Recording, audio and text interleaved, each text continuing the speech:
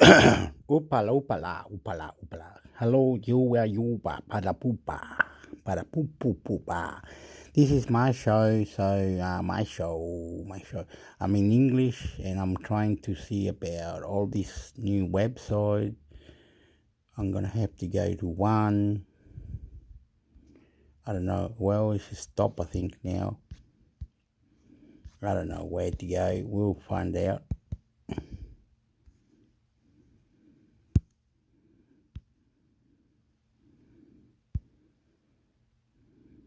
CMC Computers, Materials and Continua, an open access journal from Tech Science Press. Open access. Article. Data augmentation using contour image for convolutional neural network. CMC Computers, Materials and Continua, Vol.75, No.3, pp.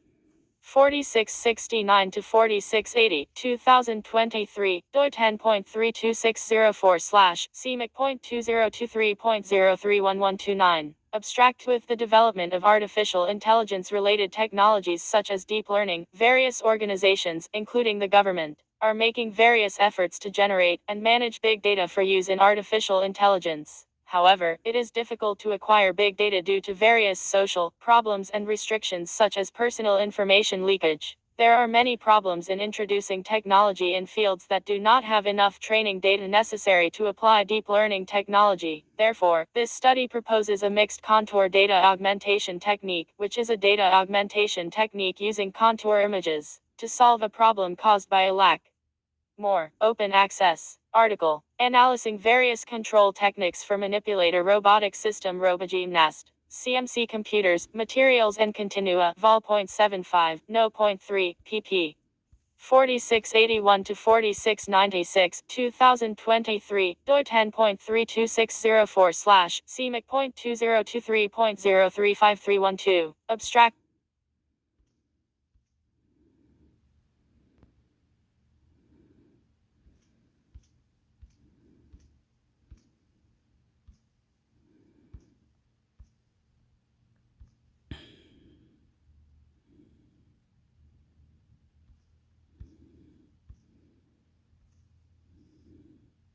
What's the name of this one? The Tech Sign Press.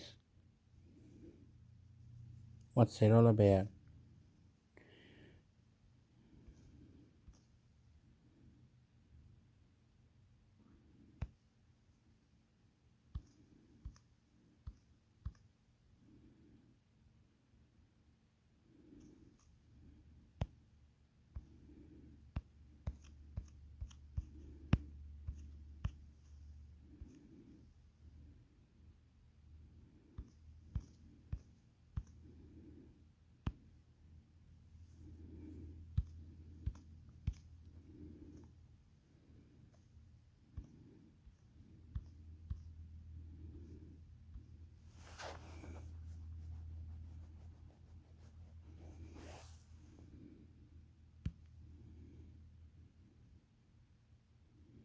Just going to another page.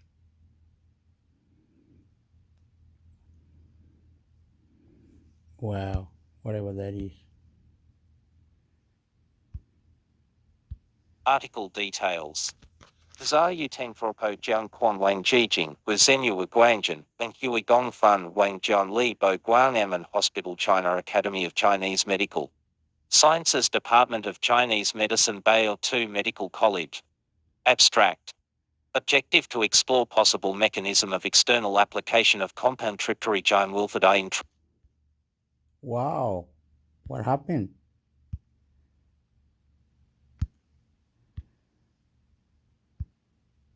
Article details. Zha Yuteng Forpo Jiang Quan Wang Jijing, Wenzhenyu Guangjin, and Hui Gongfan Wang Jian Li Bo Guan'anmen. Whoa, it does it again. Wow, wow. The last time, mate. That's the game over after this. Article details. Zha Yuteng Forpo Jiang Quan Wang Jijing, Wenzhenyu Guangjin, and Hui Gongfan Wang Jian Li Bo Guan'anmen Hospital China Academy of Chinese Medical Sciences Department of Chinese Medicine Bail 2 Medical College. Abstract. Objective to explore possible mechanism of external application of compound triptorigine wilfidine in treating rheumatoid arthritis. Methods: randomly divided 30 FD rats into normal group, model group and compound triptorigine wilfidine external application group with 10 rats in each group. Except for the normal group, the other two groups adopted type collagen-induced rat model with arthritis. Rats in the compound triptorigine wilfidine external application group were given compound triptorigine wilfidine topical agent, cystic flash kg. For external application on bilateral legs from the 14th day after primary immune once per day, for 28 days. The model and normal groups were not treated. Measured the volume of rats' metapodium in each group every week. At the end of the experiment, examined the levels of interleukins 1 beta or 1 beta tumor necrosis, factor alpha TNF-alpha vascular endothelial growth factor VEGs, and angiogenin 1 and 1 in serum and synovial tissues. Examined the expression of proteins of extracellular signal, regulated protein kinase ERK pathway in synovial tissues and conducted pathological examination on articular tissues. Results: volume of metapodium, level of each cytokine except for VEGs, in serum and synovial tissue of rats in the model group remarkably increased compared with the normal group, and the expression of P-ERK1/2 in synovial tissue also increased P005 or P001. Large amount of inflammatory cell infiltration, severe injury of articular cartilage, and surface bone substance erosion and structure disorder could be seen in pathological articular section. However, levels of IL-1 beta TNS- alpha and N1 of rats in the compound triptorigine wilfidine external application group decreased, and each cytokine level and mRNA expression in synovial tissue decreased. P-ERK1/2 expression decreased P005 or P001. Pathological results showed compound triptorigine wilfidine external application had good effect in inhibiting synovial proliferation, decreasing inflammatory cell infiltration and postponing bone and cartilage injury. Conclusion: compound triptorigine wilfidine external application could inhibit synovial proliferation, decrease angiogenesis and pannus formation in synovial tissues by decreasing inflammatory cytokines levels in synovial tissue and activation of ERK pathway in arthritis. Keywords: rheumatoid arthritis, compound triptorigine wilfidine topical agent, synovial tissues, cytokines, extracellular signal, regulated protein kinase pathway. Abstract. Keywords: Foundation 81,373,595. Authors: Zhao Yuteng, Propo Zheng Quan Wang, Jijing Wu Zhenyu Wu, Guangzhen Yang Hui Gong, Chun Wang John Li, Bo Guangamen Hospital, China Academy of Chinese Medical Sciences, Department of Chinese Medicine, Bayo 2 Medical College. Doi 10.13-88 J11-2166 2017.07.013.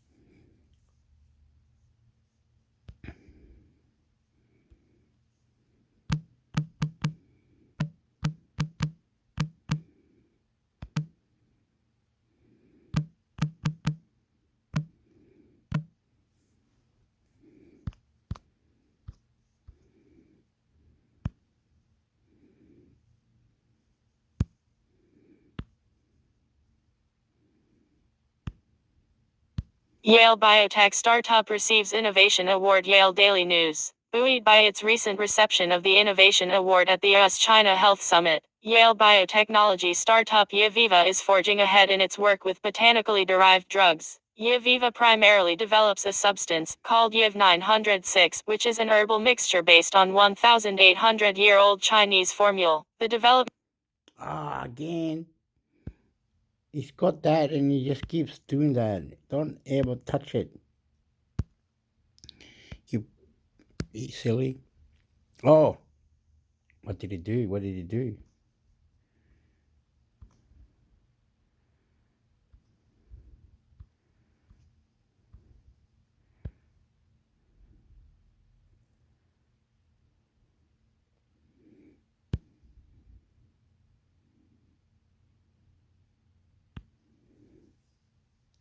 What's this magazine thing?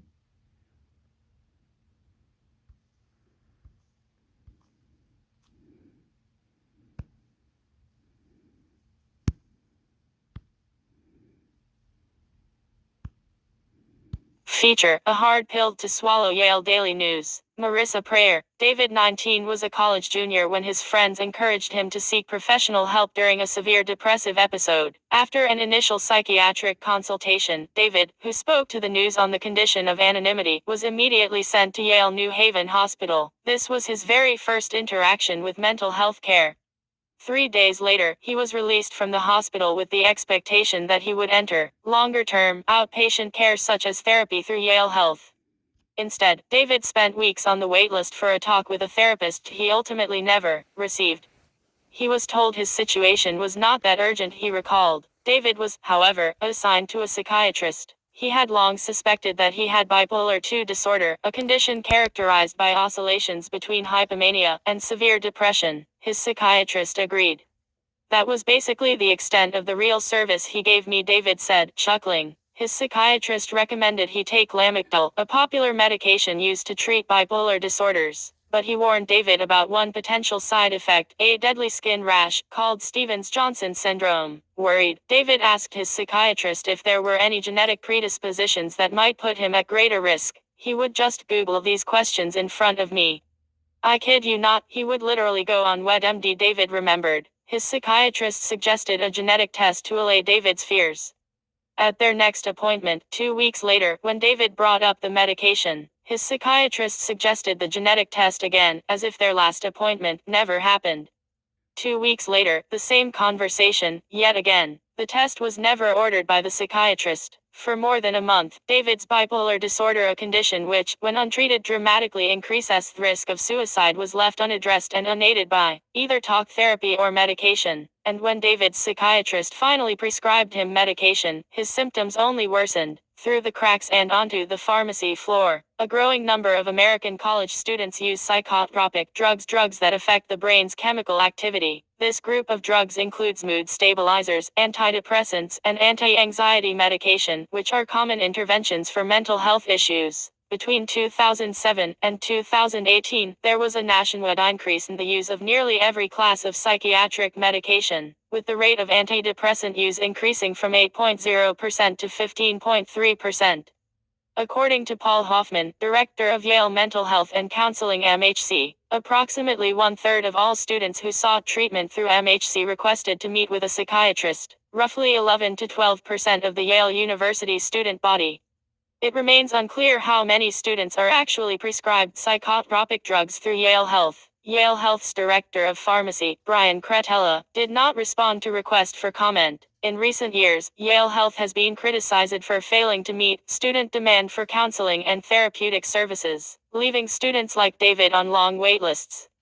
If they do manage to get off these waitlists, students are often given short and sporadic appointments. The problem is mostly insufficient staffing. With just over 50 employed clinicians and 5,000 students seeking treatment, each therapist would have to see almost 100 students in order to meet current demand, a workload that rules out effective or quality care. In sharp contrast to the long waits for therapeutic counseling, Yale Health's psychiatric services move eerily quickly. A survey of 175 students conducted in November 2022 reported that over 60% of Yale students somewhat agree that it was easy for them to receive a prescription for psychotropic drugs. When asked what compelled him to seek psychiatric medication, Michael, 20, who spoke to the news on the condition of anonymity, cited limited access to therapy as one of the reasons. Spots are so limited, and time is so limited, because so many students are ill. I just felt like I needed an additional supplement, Michael said. Pressure on Yale's mental health and counseling services reached a peak in late November when 2 current students and the mental health advocacy group Ellis for Rachel, formed after the 2021 suicide of Rachel Shaw Rosenbaum, 24, filed a lawsuit against the university, claiming discrimination against students with mental health disabilities. While Yale remains in settlement negotiations, the university announced dramatic changes to its medical leave of absence policy in January. Among the changes was a simplification of the reinstatement process for students on mental health leave. Still unnoticed, however, are the thousands of struggling Yale students driven to psychiatry by a desperate desire to feel better, to feel happy, only to be met with little support or care from their providers. Students are prescribed serious medications, only to then be inadequately listened to and improperly monitored. Students like David, who need medication for their own safety, but struggle to feel safe under Yale Health's care. Relationship troubles. Robbie, 22, who spoke to the news on the condition of anonymity, was first assigned a psychiatrist during their sophomore year. They struggled to figure out how to pair this psychiatric treatment with talk therapy. Ghosted by the first therapist they were assigned by Yale, they saw another licensed social worker on an emergency basis, Robbie recalled. After their first meeting with a psychiatrist, Robbie received a prescription for Lexapro, an antidepressant. This, however, runs counter to what many psychiatrists consider to be best practice.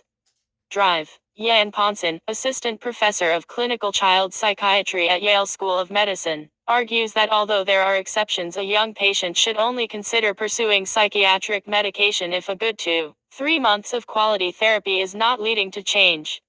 Though medications can be effective without therapy, Yan argues, there are often issues driving symptoms that are worth exploring first. Many Yale students would consider themselves lucky to see a therapist for 2 to 3 months. For students like Robbie and David, psychiatry became an inadequate substitute for psychotherapy. Robbie's psychiatrist doubled as an awful therapist, they recalled, who would start meetings late, end them early, and open a can of worms. David never received a therapist, even while coping with his bipolar diagnosis.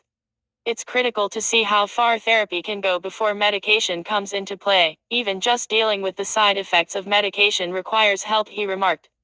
That's a journey in itself. For students like Claire, 22, who spoke to the news on the condition of anonymity, who are fortunate enough to receive both a psychiatrist and a therapist, the two professionals often fail to work hand in hand, to the detriment of the patient. Frankly, it seemed like my psychiatrist and my therapist weren't in conversation with each other at all, at any point, Claire recounted. Research shows that collaboration among healthcare providers can improve patient outcomes and prevent adverse drug reactions. Some experts believe it is, in fact, essential.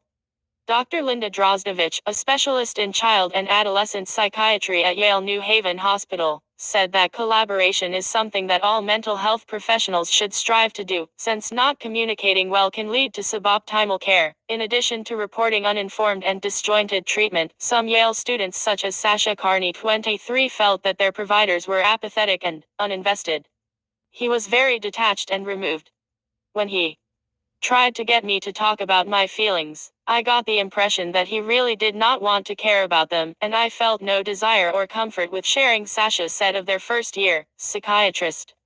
I would often miss my medication or fall behind on my medication because I hated spending time with him. I hated setting appointments with him. This sentiment between patient and mental health care provider can have disastrous consequences. The Family Institute at Northwestern University reported that patients who rate their relationship with their provider poorly are more likely to drop out of treatment. Other students felt that their psychiatrists almost dehumanized them.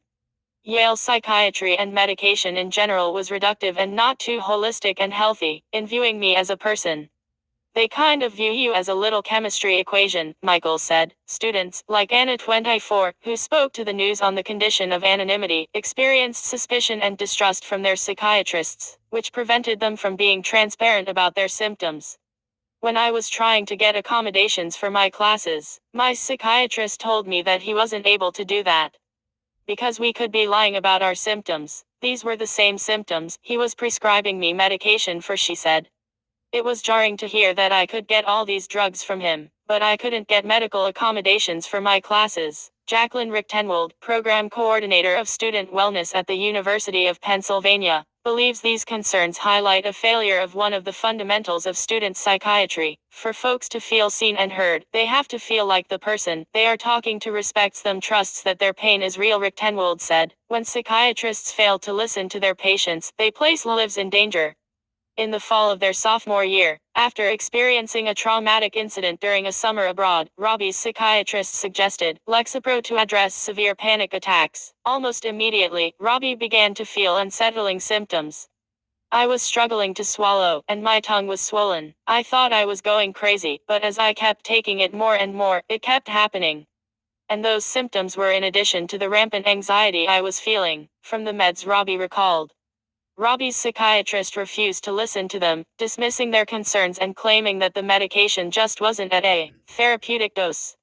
With no support from their provider, Robbie's anxiety continued to worsen. Soon after, they ended up in the hospital, one of the worst possible medications. Given his concerns about Lamictal's potential side effects, David's psychiatrist instead prescribed him Abilify in the spring of 2018. That really messed me up, David confessed. It made it impossible for me to move my body. Unable to function over his spring break, David called Yale Health, seeking approval to stop Abilify. He struggled to get a hold of a professional, in large part because his psychiatrist was only in office 3 days a week. Eventually, after repeated attempts, the on-call psychiatrist authorized David to get off Abilify. The moment I got off, I was just unbelievably unstable. I was having the worst manias, the worst depressions of my life. I was in real danger, he said. The on-call psychiatrist failed to tell David's psychiatrist that he had been taken off Abilify, so David suffered through the effects of what he believes was withdrawal, without an alternative medication. Eventually, David's psychiatrist prescribed him the antipsychotic Seroquel to address his paranoia. The psychiatrist I saw later, after I went home, said that Seroquel was probably one of the worst possible medications he could have given me, David recalls. I was very unstable and the Seroquel probably made it worse, David said, likely because it exacerbated his anxiety. As his condition worsened on Seroquel and psychotic symptoms emerged, David knew he had to be hospitalized, but was afraid to tell anyone, even his psychiatrist. He finally made the decision to withdraw from Yale. Because of attention issues during Zoom school, her junior year at Yale, Claire, 22, who spoke to the news on the condition of anonymity, reached out to her high school therapist, whom she had previously spoken with about her attention difficulties. Hoping to obtain medication to help her focus through Yale Health, Claire asked her former therapist to write her a letter confirming she had ADD symptoms. The letter was enough to get Claire a prescription for Adderall, which derailed her mental health completely. There would be days where I just wouldn't eat at all. And I was also having a ton of difficulty sleeping. Sometimes I would go multiple days with a total of about 6 hours of sleep, she said.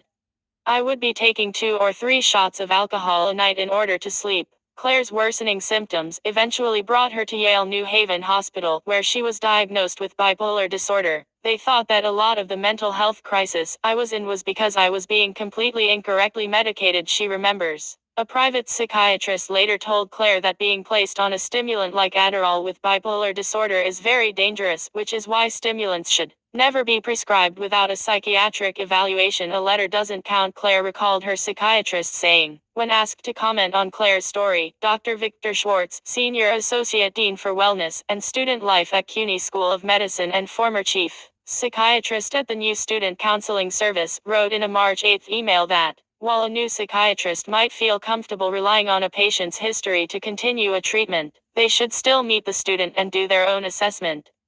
The only exception, he continued, is if a patient has been prescribed a particular medication for a long time and is running out. But this was Claire's first time on Adderall. These dangerous errors and lack of standardized procedure may arise from the very structure of Yale's student psychiatric services. Providers are often residents, recent graduates of medical school who are still in training. Dr. Schwartz wrote in a December 3 email that residents are trainees, so by definition less experienced, but often, they have more time to do in-depth assessments too. According to Paul Hoffman, director of Yale Mental Health and Counseling, the program has 12 psychiatrists on staff and 5 advanced psychiatry residents. MHC sees training the next generation of psychiatrists as vital to its core mission of helping our students, he wrote in a March 10 email. For Michael, however, the problem lies not in experience, but in residents' shorter tenures and, thus, higher turnover. Over 3 years, my sophomore year to my senior year, I had 4 different psychiatrists, Michael remarked. With every replacement of a psychiatrist, you would sort of start over with this person and build a relationship. Paul Hoffman upholds that Yale's psychiatrists undergo weekly clinical supervision, clinical rounds, and clinical teams. This brings into question, then, How David or Claire faced life-threatening emergencies due to errors their providers made. Errors private psychiatrists could recognize immediately. Choose your own adventure. With SRIs selective serotonin reuptake inhibitors, the most common class of antidepressant, the most precarious time for a patient is the first few weeks on the drug, also referred to as the initiation period. While antidepressants are associated with having a protective effect on suicide attempts overall, in younger people there can be an increased risk of suicidal thoughts or behaviors during initiation of the medication. Because of this risk, Drozdovich says, the standard of care is to check in some way at least weekly for the first month when adolescents and young adults are first prescribed SRIs. But when Michael 20 was first prescribed Prozac in 2017, after a brief 30-minute appointment their Yale health psychiatrist only checked in with them a month later. At that appointment, when Michael expressed that their symptoms had not improved, their psychiatrist upped the Prozac dose and added Wellbutrin. From there, it just kept incrementing upwards, Michael recalled. Dr. Schwartz considers this incrementing a common problem within psychiatry. With SRIs specifically, the therapeutic effects take a while to happen and there is a tendency to try and push the dose up in order to get it working. The problem with that is it can actually increase the risk of side effects as well, he explained. The incrementation Michael underwent made them feel emotionally blunted, flat. I could actually wake up and go do things. But I'm not happy. I'm not excited to wake up, but I can exist, I can function, they described. Michael conveyed these emotions to their psychiatrist, who dismissed them. Apparently that was enough of a justification to keep upping the dosages basically. As long as I was a working subject within the university, I guess it was fine, they recalled. While hasty dosing can cause unnerving side effects like emotional blunting, abruptly stopping antidepressant medication can make a student's condition even worse. Some medications I describe as like wearing glasses. You can put them on, put them off, you see or don't see, Dr. Ponson explained. Other medications are in your system to make changes, more like muscle building, and to come off of them, you have to go more slowly. Antidepressant withdrawal may lead to antidepressant discontinuation syndrome, which causes flu-like symptoms, according to the American Academy of Family Physicians. Worse, withdrawal can cause a relapse or even an escalation of depression. For some students, these dangerous withdrawal effects were not their doing, but the university's. When Anna withdrew from Yale in 2019 on a medical leave to address her mental health, she lost the insurance coverage that helped her pay for her psychiatric medication and the provider who prescribed it. At that time, students who withdrew were prohibited from enrolling in any affiliated health care. I called my psychiatrist, and I said, I think I'm going to withdraw, and he basically said, yeah, I think that's a good idea. It was literally a 2-minute phone call. There was no discussion of how I was going to continue my medication or how I was going to phase them out, Anna said. Without a new provider, Anna had to stop her medication. I noticed pretty immediately that I was having some sort of withdrawal.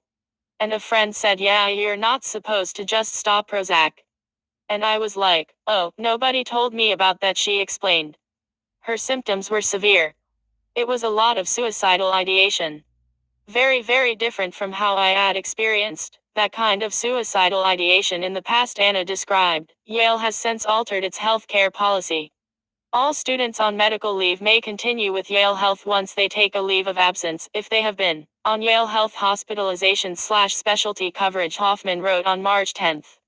The Yale Health specialty coverage plan starts at $2,756 a full term for enrolled students and skyrockets to nearly $8,000 for students on a leave of absence. However, even when students are fully enrolled, they are often able to stop medication while flying, completely under the radar of Yale's psychiatric department. When Michael halted their medication cold turkey, there was just an assumption that they were okay, they recalled. I didn't pick anything up from the pharmacy, I didn't email my psychiatrist for refills. Obviously something was wrong. And I was on pretty high dosages. I was on 80 to 100 Prozac, and 150 Wellbutrin.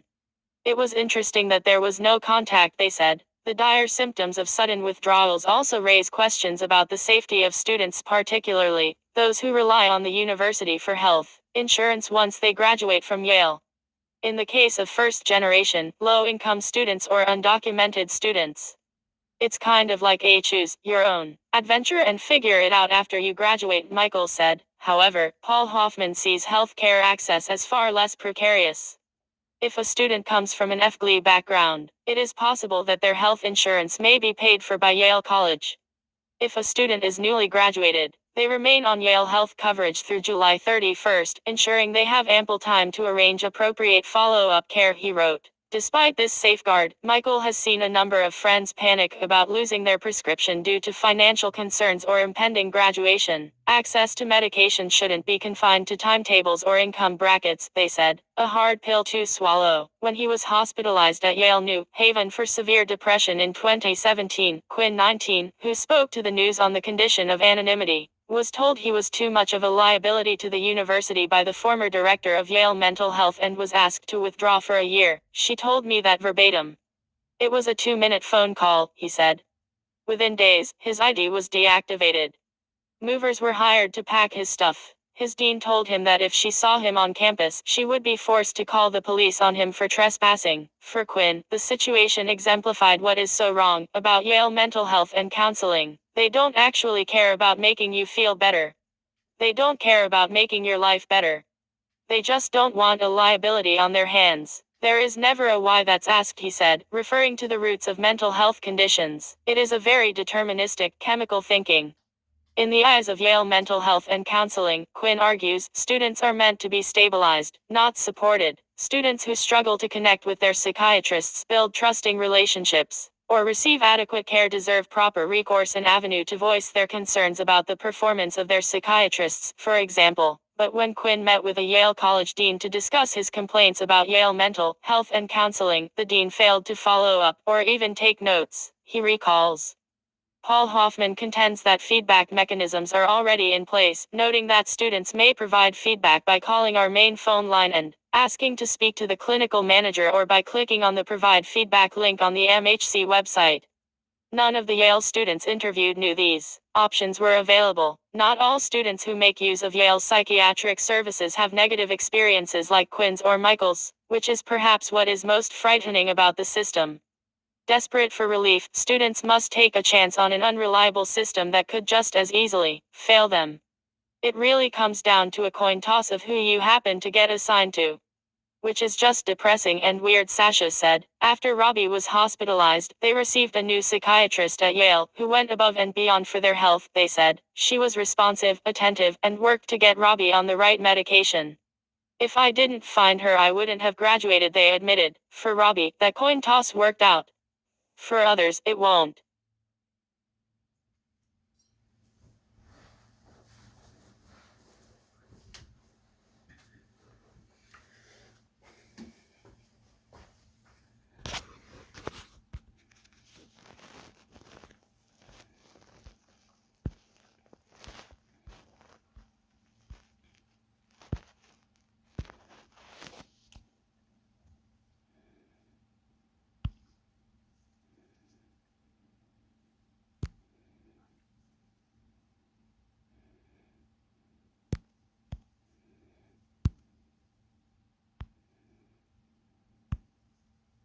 Unraveling nature's complexity with molecular imaging. By clicking Allow All, you agree to the storing of cookies on your device to enhance site navigation.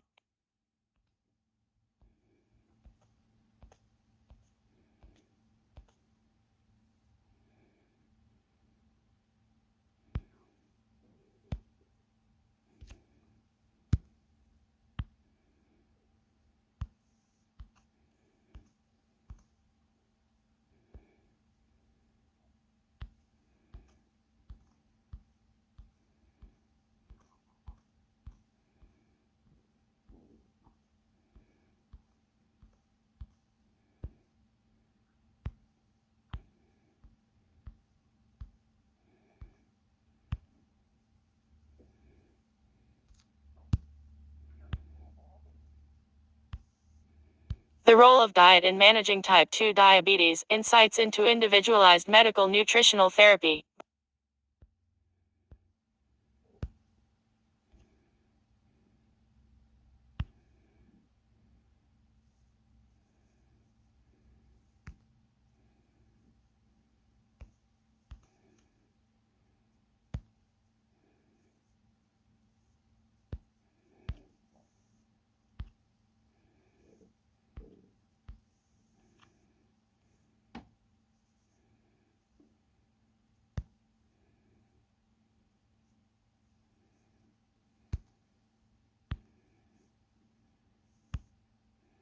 Stockwatch, Illumina wins back 2 analysts on Q1 results. Illumina sought to give investors some reasons to be cheerful in the deluge of first quarter results it released Tuesday after the close of trading. Yes, Illumina's quarterly revenue of $1.087 billion was down 11% from $1.223 billion in Q1 2022. However, the reported revenue beat even lower expectations from both a consensus of Wall Street analysts between $1.066 billion and $1.074 billion, and Illumina's own guidance to investors between $1.05 billion and $1.07 billion. Reiterating earlier guidance, Illumina continues to forecast 7-10% revenue growth this year, including core Illumina revenue growth of 6-9% from activities outside those of its cancer blood test developer Grail, whose 2023 revenue guidance was also reiterated at a range of $90 million to $110 million. Illumina finished Q1 with a net income of $3 million, down 96.5% from $86 million a year ago. But Illumina CEO Francis De Souza said those numbers are expected to improve in coming quarters since the company will continue the cost-cutting it announced last November, lowering its annualized run rate expenses by more than $100 million beginning later this year. To achieve those savings, Illumina plans to step up modularization it began in R&D when it developed its new Novasic X sequencing system, conduct more activities at lower cost hubs, accelerating its optimization, and carry out streamlining of its organization and processes. Illumina did not say if that would include further job cuts. The company reduced its workforce 5% in November, but did say it would be reducing or rationalizing its global real estate portfolio and spending on third-party vendors. Illumina says the additional savings will help it achieve higher margins as well as increase investment in what it deems high-growth areas. The company committed to raising its core Illumina non-GAAP operating margins to 25% in 2024 and 27% in 2025, from 17.4% in Q1, down from 28.8% in the year-ago quarter. As we navigate through this dynamic environment, we are focused on delivering durable success for our shareholders through a balance of investing in breakthrough innovations for future growth, while delivering operating leverage through disciplined expense management across the organization, De Souza told analysts Tuesday on the company's quarter conference call. Sliding shares. Investors reacted coolly to Illumina's results and promises to do better. Before the company released Q1 results, shares slid 5%, from $229.07 to $218.69, on fears that the results would prove as bad as those delivered last year. While those fears did not come true, Illumina shares fell another 3.5% on Wednesday, closing at $210.96, and slipped 3% further to $203.82 on Thursday as of 10:45 a.m. at Puneet Souda, a senior research analyst at SVB Securities covering life science tools and diagnostics, found even more proverbial silver linings in the clouds of Illumina's results. Perhaps the most important silver lining Souda shared is that Illumina's launch of its Novasic X has so far shown positive results. Those results, arguably, validate the company's assurances that its new sequencing system announced last September would deliver the bounce back that De Souza and other top executives have promised for months, following a year that ended with a net loss of more than $4 billion and a revenue gain of just 1%. Illumina reported installing 67 Novasic X systems in Q1, well above their guidance of 40 to 50 installations for the quarter. The company now expects to install more than 330 Novasic XS this year, up from the 300 it expected previously. The projected 330 installations include about 80 that Illumina expects to generate in the second quarter. To date, Illumina has reported more than 200 orders for Novasic X systems in more than 30 countries worldwide, up from 155 reported during the fourth quarter of 2022. While we are encouraged by early install strength, the sentiment on Illumina still remains entangled with near-term questions, Souda cautioned. Those questions include two that have received substantial attention from investors, market watchers and news outlets: Illumina's continuing battle with European and U.S. regulators over the company's purchase of cancer blood test developer Grail, and the battle with activist investor Carl C. Icahn over his proxy campaign to change Illumina's board and management, and through that the company's direction. That explains why Souda did not raise SVB's price target or upgrade the firm's rating on Illumina shares, which remain at $250 a share and outperform respectively. However, two other analysts liked what they heard from Illumina enough to raise their 12-month price targets on the company's shares. Dan Arias, a managing director covering life sciences and diagnostics for Stifel, up 13% from $235 to $265 and maintaining a buy rating.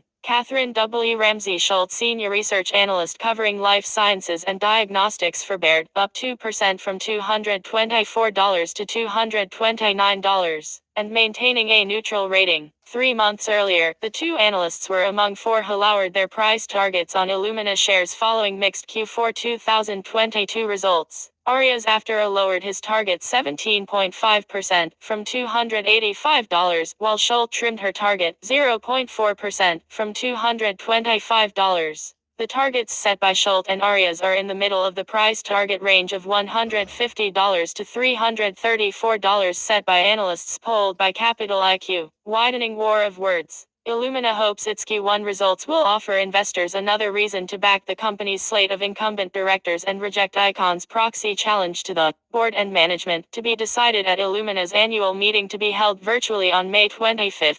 Icon is nominating 3 allies to Illumina's board: Andrew J. Taino, a portfolio manager at Icon Capital since October 2020, Jesse A. Lin, general counsel of Icon Enterprises, and Vincent J. Intrieri, founder and CEO of Vida Capital Management, a private investment fund, and a former Icon employee from 1998-2016. Illumina has rejected the 3 as lacking the qualifications and experience it seeks in board members, and has defended its pursuit of Grail under De Souza. Icon has stepped up his war of words against Illumina in recent days.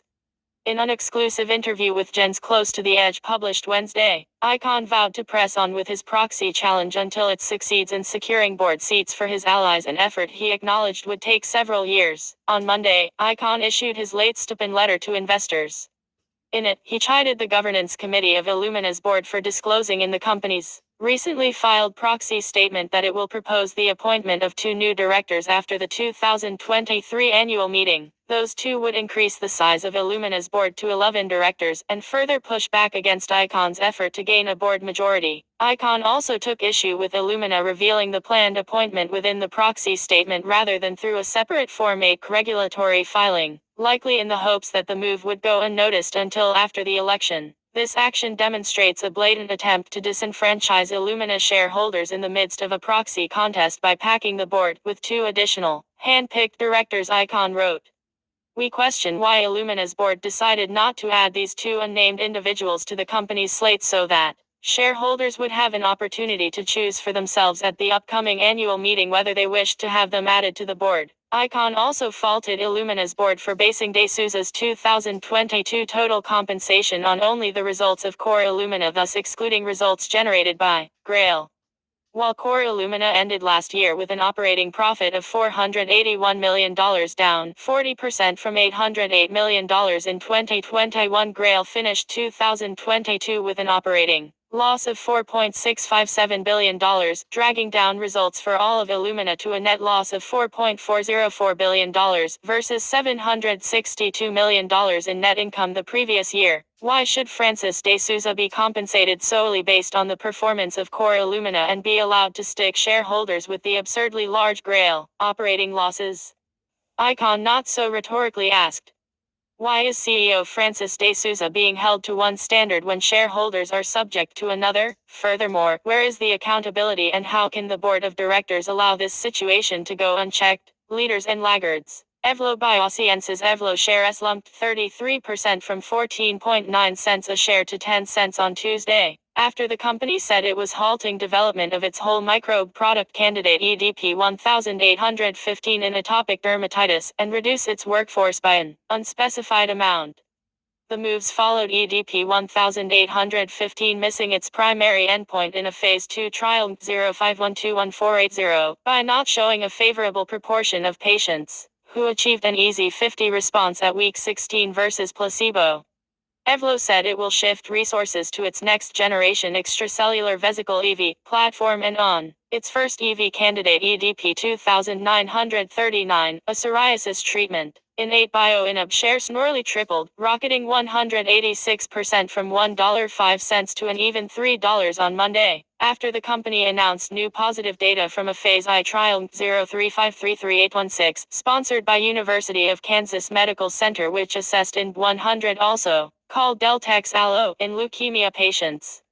At the 49th annual meeting of the European Society for Blood and Marrow Transplantation (EBMT), researchers reported that all 7 evaluable patients treated with IND-100 stayed alive, progression-free, and in durable complete remission as of April 21. In8bio said the results showed the curative potential of IND-100 in high-risk or relapsed AML and other blood cancer patients undergoing hematopoietic stem cell transplantation. Virios Therapeutics Viri shares jumped 55% on Tuesday, from 62.5 cents to 97 cents. After the company announced positive initial FDA feedback on its proposed Phase 3 fibromyalgia program for its lead candidate IMC-1 famciclovir and celecoxib, which is designed to synergistically suppress herpes virus replication and thus reduce virally promoted fibromyalgia disease symptoms. The FDA found Virio's Phase 3 plan acceptable, subject to review of final results from a recently completed chronic toxicology program. Virios said it will submit final toxicology reports and associated data in May. Viant BioVint shares tumbled 36% on Tuesday, from 55 cents to 35 cents, after the company said it will voluntarily delist its securities from the Nasdaq Capital Market on or about May 14. The following day, Viant shares would begin trading on the over-the-counter Pink Open Market, and offer limited information on its financial status and business activities. Viant cited reasons that included an expected reduction in operating expenses by eliminating SEC reporting costs, which would allow the company to focus more resources on its continued pursuit and exploration of satisfactory strategic alternative transactions and or execution of an orderly wind down of the company, if necessary. Viant shrunk its workforce in February.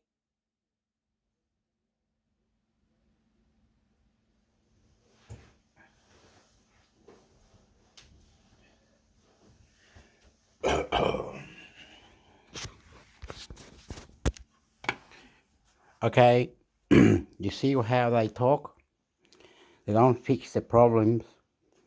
They talk like that because that's what they want to write. You see, integrating or anything that's got to do with technology advance or killing the virus or destroying the environment that is bad. They don't want to do that. They just want to go on about how we going to see you pay for me or I get the balance up or the balance down. That's what they want, money, and they want it now. Okay, you got no money, you got no lawyer. The one that's got more money wins the battle. One that got nothing gets shit, right? So get it right, mate. Get it right.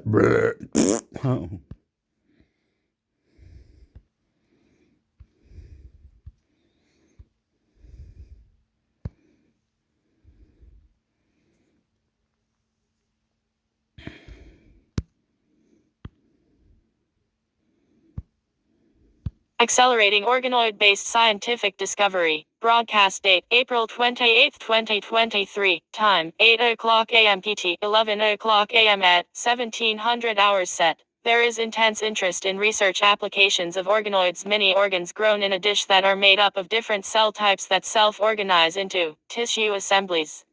By accurately mimicking human tissue biology, organoids hold great promise to revolutionize scientific discovery and healthcare with multimodal potential for new drug development, precision medicine, and regenerative medicine. Human organoids can be derived from either human pluripotent stem cells (HPSCs) or primary biopsy or autopsy tissues. However, there are significant challenges in quality control and reproducibility. In this webinar, 2 experts in 3D cell culture and organoid biology will share their expertise on this exciting field. Drive. Elizabeth Abraham Corning Life Sciences will discuss the latest developments in 3D cell culture, including key applications, new tools and technologies, and bridging the preclinical gap. The main presentation will be given by Dr. Loretto Lacco Weil Cornell Medicine, who will discuss the myriad medical applications of organoids. She will draw on her insights running the Human Therapeutic Organoid Core HTOC facility. providing quality organoids to the scientific community, in particular the value of sourcing high-quality reagents and optimizing protocols. A live Q&A session followed the presentation, offering a chance to pose questions to our expert panelists.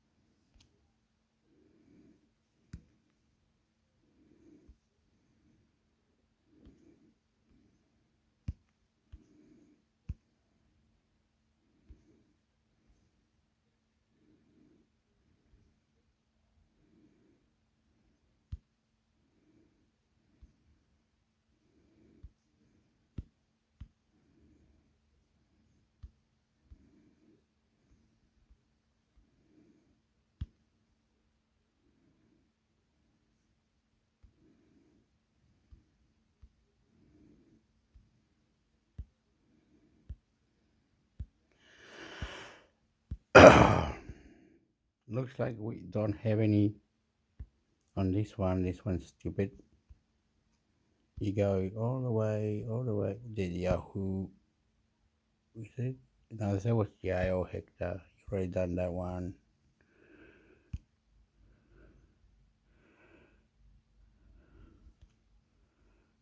Um, Something about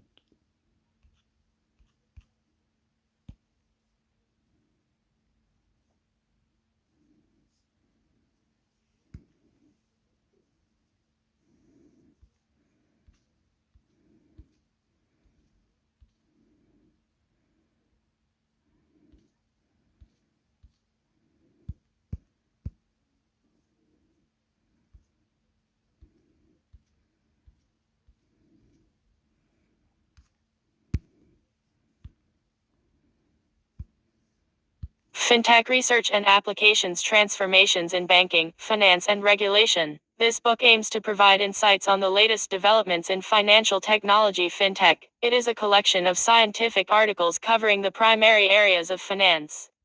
The following key themes are covered in the book: machine learning and artificial intelligence, fintech regulation and smart contracts, cryptocurrencies, and fintech in financial services. Fintech is a rapidly developing industry that uses technological innovations to improve financial activities and make financial services more accessible and affordable to businesses and individuals.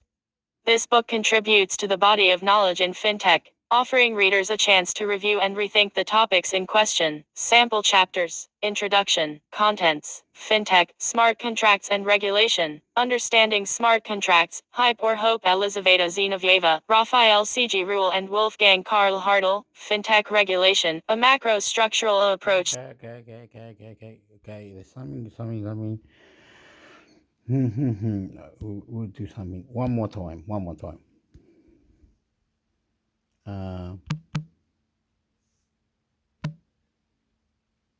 did I do? That's silly. What was I meant to do? About something about the doctors. The doctors are not doing something because we're all complaining. Why are we complaining? It's a thing.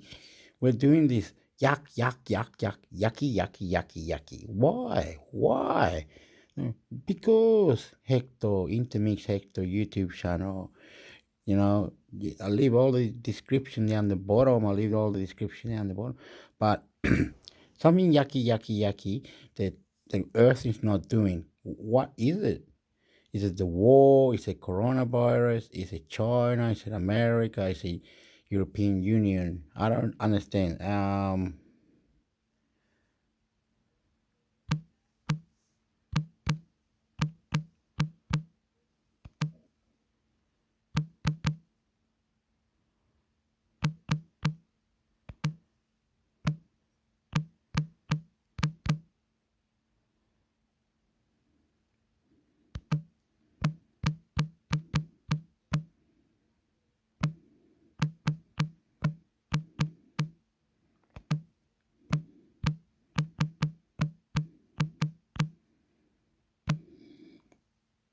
It's something that planet Earth needs to contribute to our intelligence. Because if we die and they said, "Oh, that person was intelligent and he died," so you actually didn't put the right into it or help that person or something. It's probably you, the government or the earth or something that wasn't there for you or you didn't do for them, or I don't understand it. I don't understand it.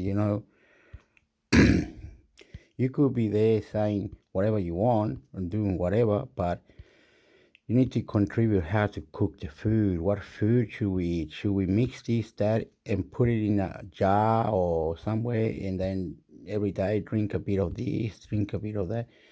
You know, it's really, really silly. You people don't really know or something.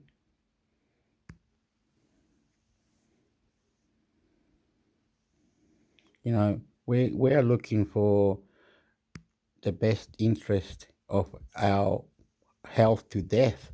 So when we die, where do we go? Do we just kill ourselves, or we're in a right environment or something?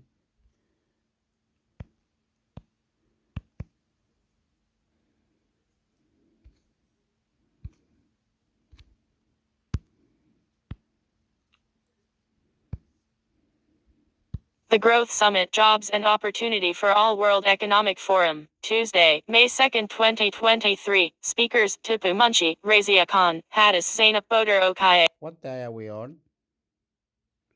Oh, we're on the 3rd of May. Are we on the 3rd of May already? How did that happen? I don't understand it.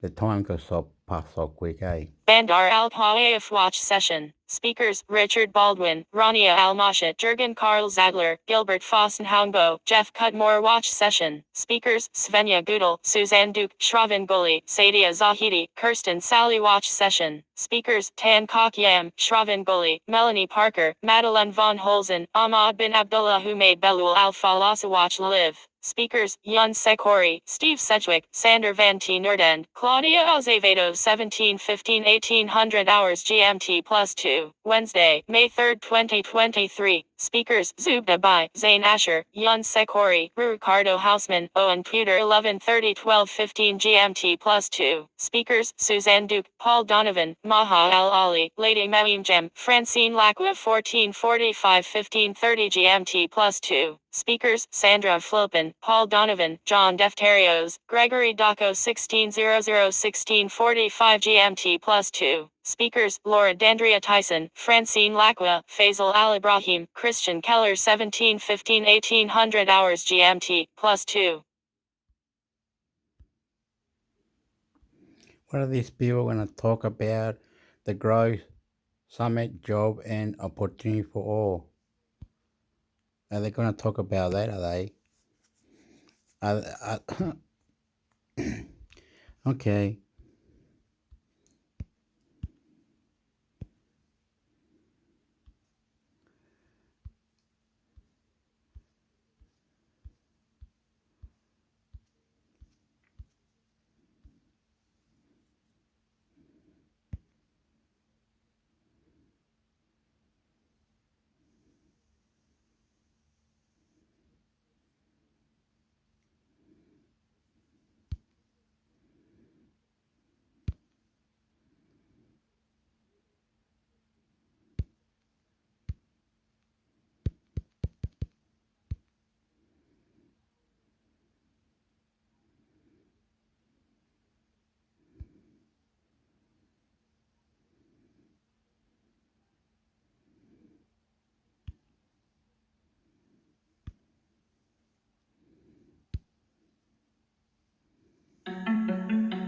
It's nearly half of the skills that people like you and I are using every single day in the workplace. But nearly half of that is going to have to change in the next 4 to 5 years alone. Welcome to Radio Davos, the podcast from the World Economic Forum that looks at the biggest challenges and how we might solve them.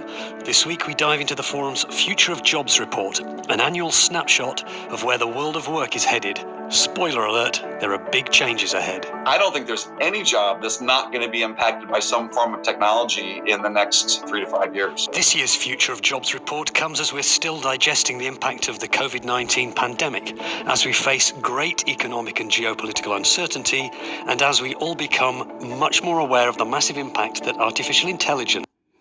Okay, it sounds like they're lying the fucking assholes and go and get fuck you and all that. No worry, no, don't be silly. Be nice.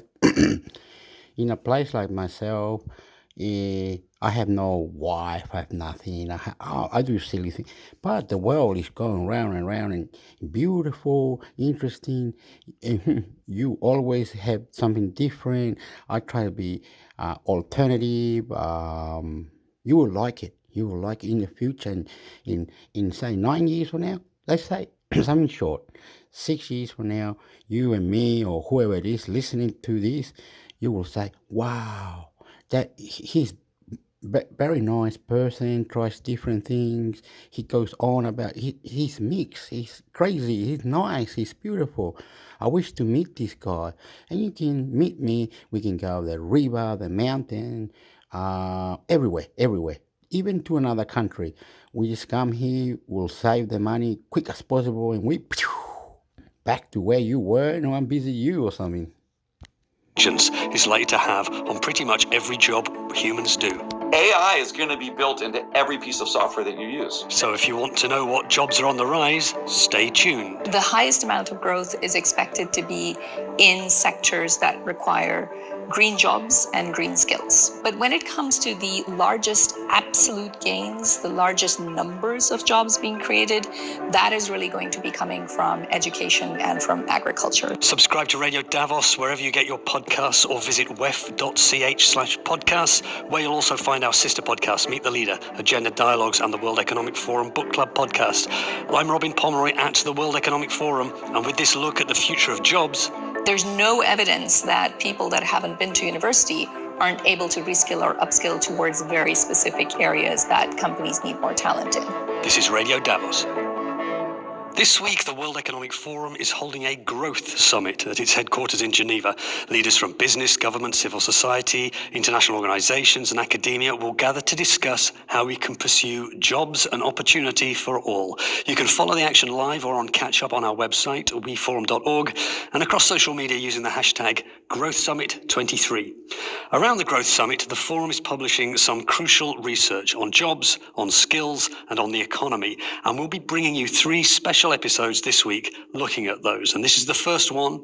It's about the future of jobs. Later in the show, I speak to the CEO of online learning company Coursera about the skills we will all need in this rapidly changing world of work. But first, my colleague Gail Markovits sat down with the World Economic Forum Managing Director Sadia Zahidi to get a readout of the forum's latest Future of Jobs report. You can read that report online, but before you do, here's Sadia, who started by explaining what the Future of Jobs report is. This is the 4th edition of the Future of Jobs report. And what we do is every couple of years extensively survey chief executive officers, chief human resources officers, chief strategy officers, and ask them what they think is currently impacting the world of work. What are the technologies they're likely to adopt? What are the other mega trends that they will be facing?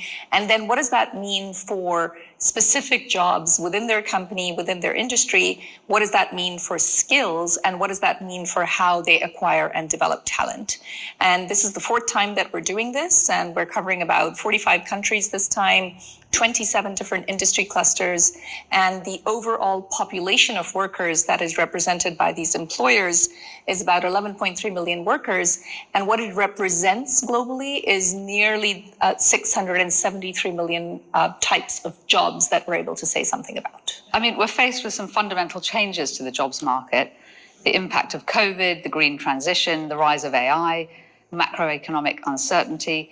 How would you characterize this moment in time? And What's the expected impact on labour markets? So I think you said the word uncertainty. That is really key here. When it comes to some of those macro trends, there's some very positive ones. So it's clear that the investments in the green transition will be very positive for jobs. It's clear that ESG standards and their widespread application across different companies and industries is again likely to add to a growth in jobs. These are likely to be positive trends. At the same time, there is a potential risk of a prolonged economic downturn. There continues to be high inflation that impacts input costs, but also impacts the purchasing power of consumers. And so those are likely to be trends that will negatively end up impacting jobs.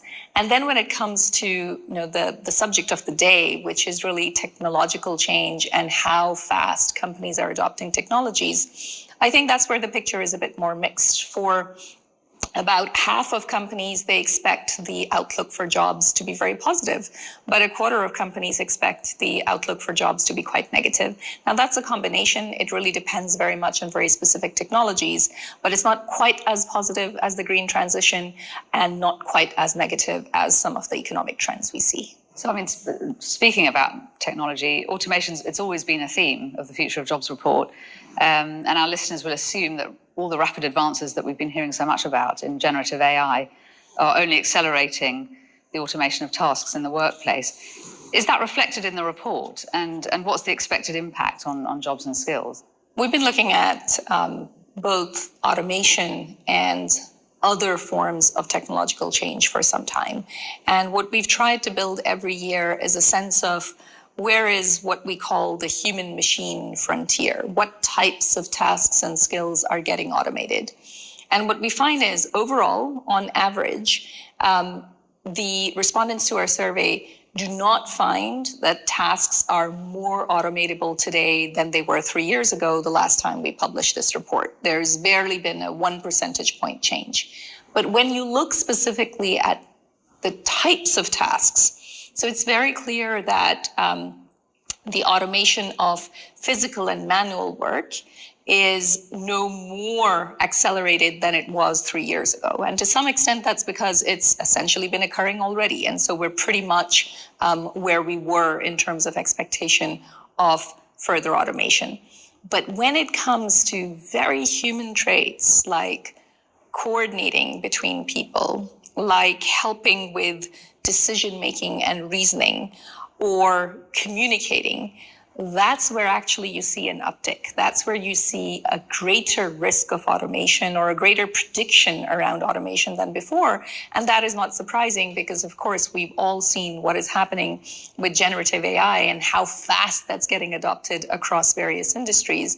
And that's exactly where there's some prediction that we're likely to see further disruption. I mean, just talking about labour markets generally, there's a lot of talk about tight labour markets in some areas of the world, not tight at all in other parts of the world.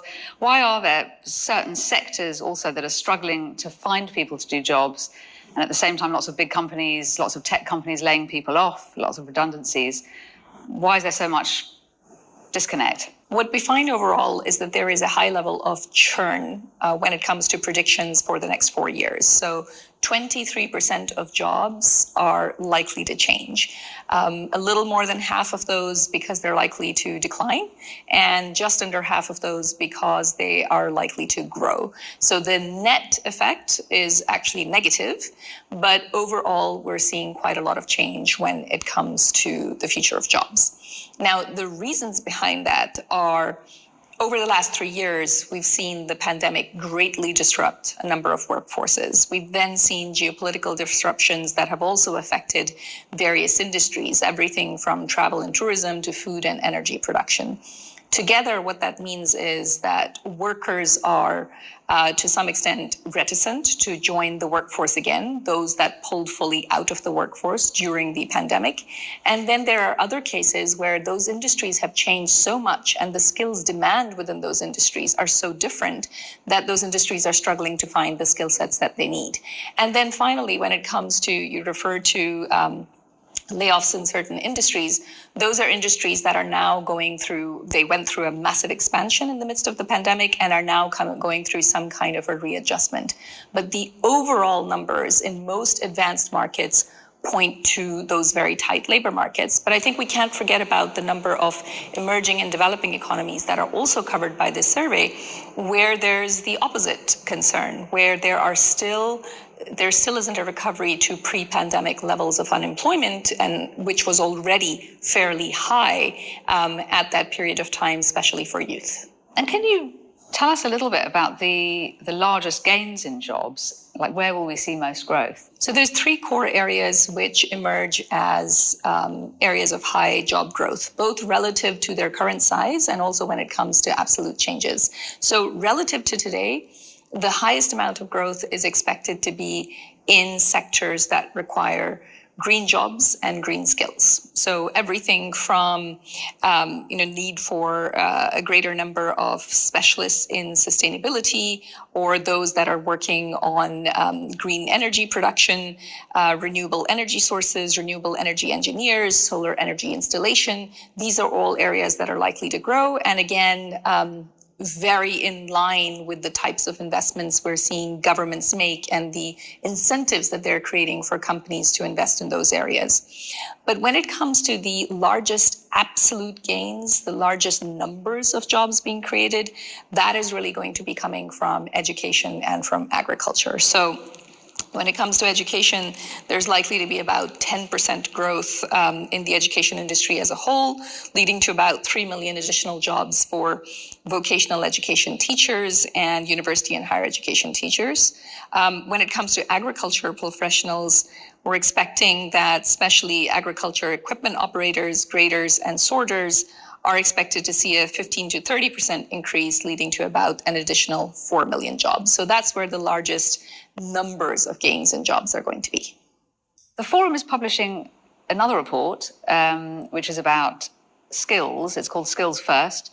What does that phrase mean? And what is different from what we had in the past, and why are skills so important now? So we find that when it comes to the skills churn, or rather what amount of the current core skills of a worker today, what percentage of that is likely to change in the next 4 years, that's over 40%. That's nearly half of the skills that people like you and I are using every single day in the workplace.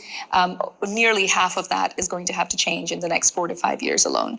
Now, what that means is we need very rapid reskilling and upskilling possibilities. A lot of workers can be self-motivated and will do that, but in many cases, it's employers themselves that are going to need to provide that reskilling and upskilling. And in yet other cases, it's going to be governments that are going to need to provide a lot more support. But there's another angle to this, which is employers simply have to think very differently about skills. Instead of relying on very traditional signals of what indicates a skill in a person. Is it really where they got their degree from, what type of degree they had, or which workplace they worked in 10 years ago, or is it actually what they're able to demonstrate in the workplace? And so if employers take a more skills-first approach when it comes to hiring, retention, promotions, they'll actually be able to assess people on the basis of what they really know and what they're able to do. They're also able to then target much more specifically their reskilling and upskilling programs.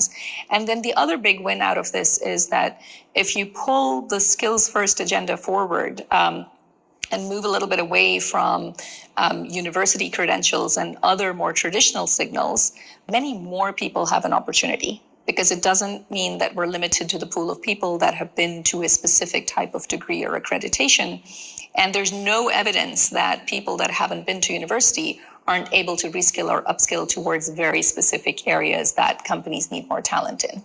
So it solves a lot of problems at the same time, provides upward social mobility, helps companies find the right talent, and allows governments to focus much more on broad-based prosperity rather than more limited support for specific parts of the workforce. And I mean, speaking of skills, what are the skills that workers need today, and what are the skills that they're going to need in the future? Yeah, so there's a very interesting new list of the top 25 skills that are going to be in high demand.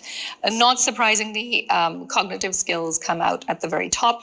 It's clear that there's more of a focus and an interest in having people with analytical thinking skills, people with creativity skills, but it's also become very important to have leadership skills and to have social influence, essentially an ability to be able to work with other people, and really the traits that make us human, the traits that make us able to relate with each other and to get interesting, new, innovative, creative things done in the workplace. At the same time, I don't want to downplay how much interest there is from employers on ensuring that among the top skills that employers will try to focus on for their workers, AI and big data, and actually being able to use the new technologies that have emerged and being able to use them much better in the workplace, understand them better, and essentially improve their productivity and their ability to be much more efficient and much more productive in the workplace. So again, it's this unique combination of analytical skills and creativity, along with leadership and social influence, along with the ability to actually use technology, especially AI and big